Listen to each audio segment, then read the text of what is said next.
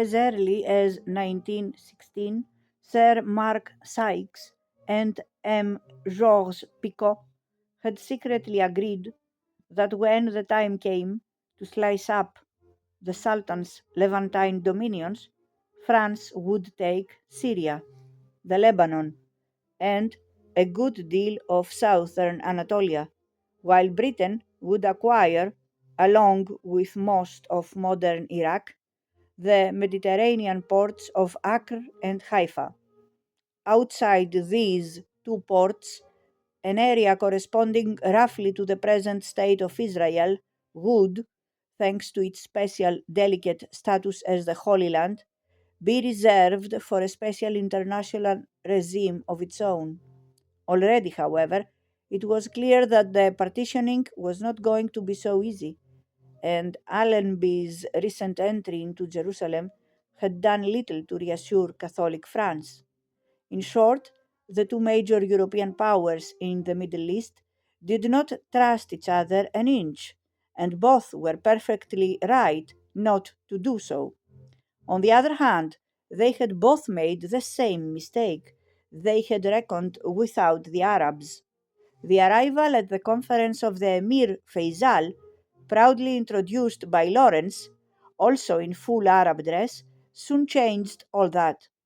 Faisal was a Hashemite, a member of the noblest of all Arab families, since it traced its descent in the male line back to the daughter of the Prophet.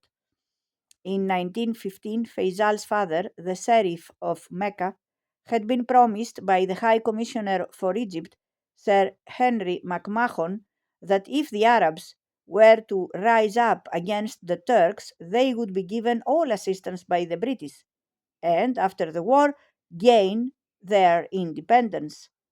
How this promise accorded with the Sykes-Picot Agreement or later with the Balfour Declaration was never made entirely clear.